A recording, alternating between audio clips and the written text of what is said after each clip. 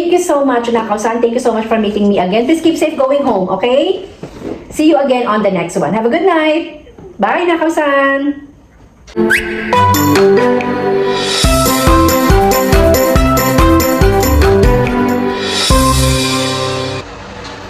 Hello guys! Welcome back to my channel. Well, may tanong ako sa'yo. Yes, sa'yo nga. Hindi yan nasa likod mo, hindi yun nasa kanan mo, hindi yun nasa kaliwa mo. Sa'yo. Para sa'yo talaga ang tanong na to. Handa ka na ba? Okay. Are you looking for an online job or a working from home job? Or OFW ka ba na planning to go back home for good? At nag-iisip ko ano yung mga possible mong pagkakitaan o maging trabaho dito sa Pilipinas? Well, I got you. Tapusin mo na ang video na to at maaaring after watching, makatulong ang video na to sa'yo. Hello guys! Welcome back!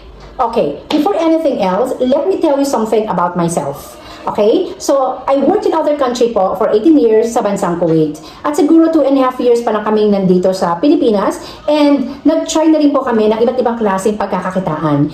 Naging small entrepreneur na rin po kami. And also, naging call center agent na rin po ako for just only, I think, 4 months. Hindi ko po hinayang schedule doon. But then, one of my husband's friends told us na bakit hindi ko i-try ang pagiging online English tutor.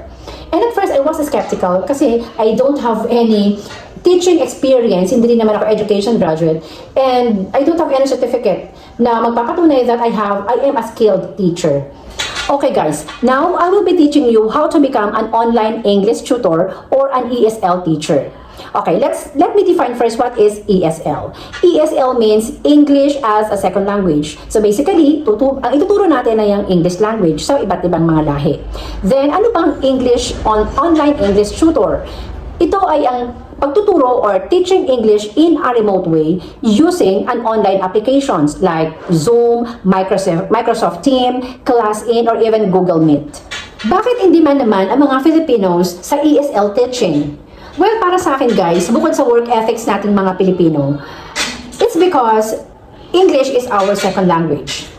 And also, Filipinos can easily imitate different accents like American accent and British accent.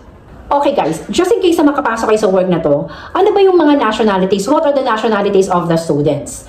Okay, there are 2 types of students. The first one is yung students that they prefer native speakers like American, Australian, and British teachers.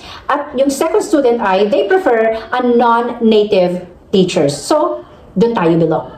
Alam niyo ba guys na there is a big number of students sa bansang Japan, Taiwan, Vietnam, China, and even in Korea. And meron din some galing sa Indonesia, Thailand, Russia, and Israel. Now, what are the requirements to become an ESL teacher or an online English tutor?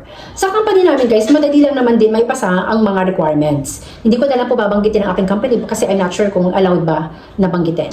So, ang gagawin nyo lang guys, of course, mag-apply kayo online and then after that, you will receive an email para mag-proceed kayo sa online exams just to test your English listening skills, your comprehension, and your reading skills.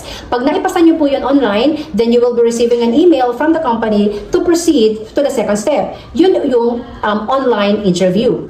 And then, if you pass the online interview, kasi on that same day, malalaman mo rin, right after the interview, malalaman mo rin kung nakapasa ka or hindi. They will say, congratulations, you passed the interview. And if it's not, they will tell you na magsisend na sila ng email for the result. Okay, now after passing the online exam, after passing the online interview, then it's time for you for boarding. Yung boarding na yun guys, lahat na nakapasa mga tutors ay magkakaroon kayo ng trainings. Okay, online training about the process, ano yung about the company, and lahat ng bagay na pwede nyong malaman bago kayo mag-start magturo. And then after the online training, it's time for you to teach. Okay? So, pa-practicing mo na yung mga pinag-aralan ninyo. And then, the company will give you like, I think, I'm not sure, 30 to 40 days. And then, you will be receiving an email for your demo. Okay, let's talk about the technical requirements. Syempre, dapat meron kayong laptop or desktop kasi cellphone po is not allowed. And then, you should have your headsets na merong noise cancellation. And, hindi kayo dapat connected sa Wi-Fi. Dapat ang gamit nyo ay LAN cable. And of course, dapat meron kayong room, dapat well ventilated, and mayroon siyang white background. Now, if you are really interested to become an online English tutor, guys, I suggest na mag-search na kayo online. Ang daming mga companies, they are really looking specifically for a Filipino tutors. Of course, merong mga companies na nagtatanggap ng katulad ko na walang experience, at meron din namang company na they are looking for experienced teachers at nag-ask sila for a certificates.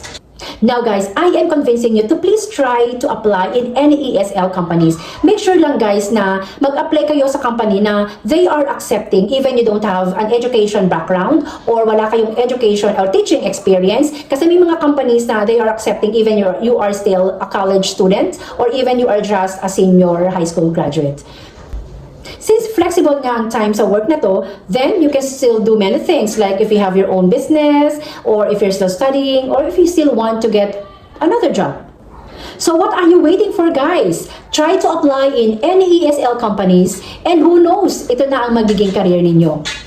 Always remember guys, kung kinaya ko na wala ang education background, wala man lang teaching experience, ikaw pa kaya hindi mo kakayanin?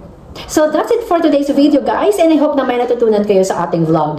So please guys, don't forget to share, like, and subscribe, and of course, press the notification bell para maging updated kayo sa ating next videos. So, thank you so much guys, God bless you all, and see you again on the next one.